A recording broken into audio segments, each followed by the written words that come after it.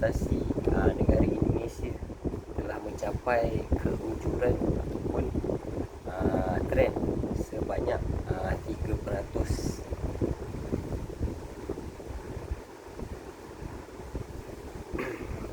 Berikutnya ialah inflasi tahun 2026 negara Indonesia bersamaan 2.46%.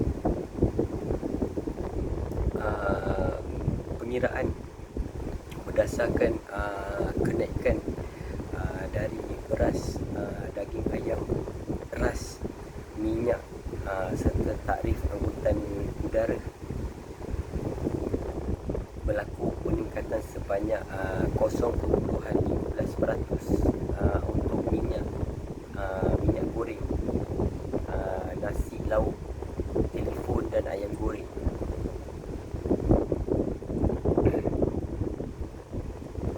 So, daerah yang tertinggi ataupun provinsi yang tertinggi dekat Indonesia mengalami inflasi ialah Papua yang bersamaan 5%,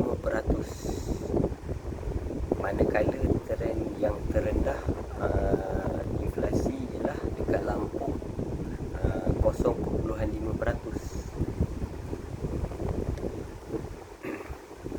Satu Indonesia rupiah bersamaan 0.00002276 Malaysia ringgit.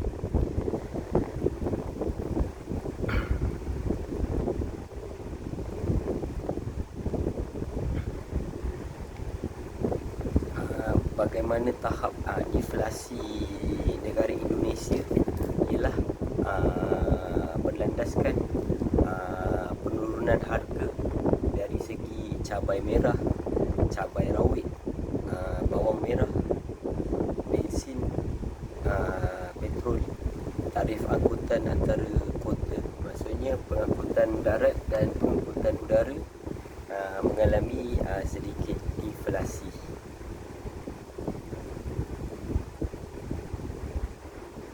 So dekat sini cerita sikit pasal harga makanan dekat Indonesia lah.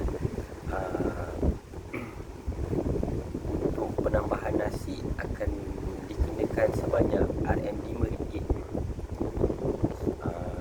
Nasi ayam jambu atau resto atau dekat warung bersamaan RM37,000, RM8.42 Malaysia. Nasi ayam geprek king ataupun restoran bersamaan RM15, iaitu RM47,000, no, RM55,000. Set nasi ayam, biasa kita order set kan, nasi ayam dia bagi kumpuk, dia bagi sayur, macam nasi goreng USA, daging macam tu lah, okay? Iaitu bersamaan RM45,000, RM11.42. So kalau awak ambil lauk saja bersamaan RM8.30.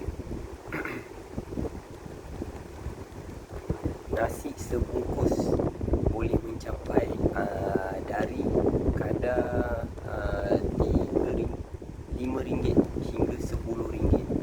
Nasi sebungkus.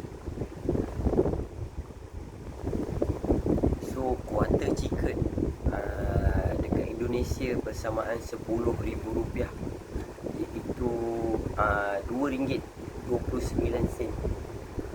Lebih ekonomi dari kita. Kita seketul ayam kita ambil dah RM4, dia dah RM5, macam tu lah, okay?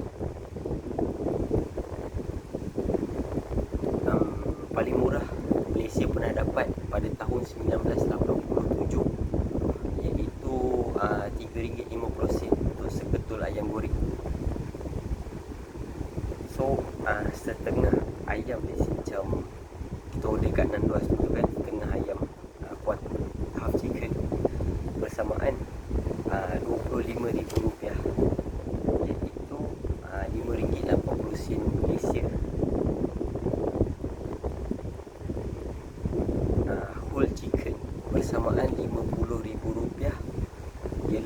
RM11.45.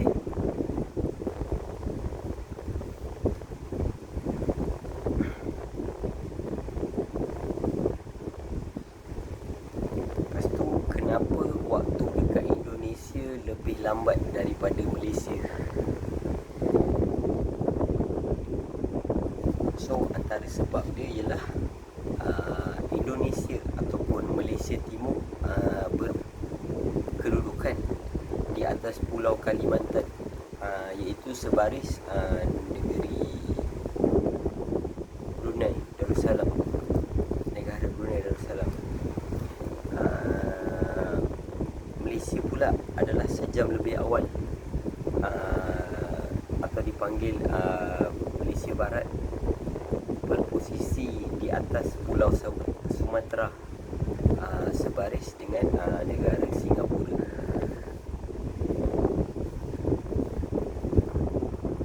So, suhu pada permukaan, suhu umum di Indonesia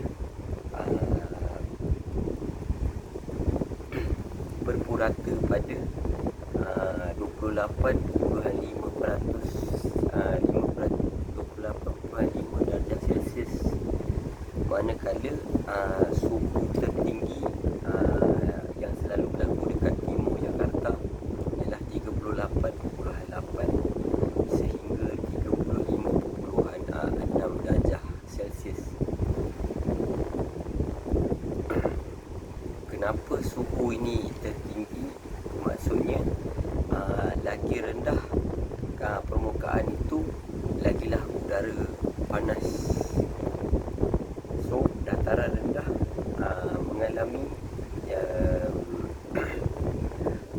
dataran rendah ialah 7 hingga 8 meter di atas permukaan laut. Rentang wilayah ialah negatif 2 hingga 50 meter. Bermaksud dekat situ kawasan yang cetek.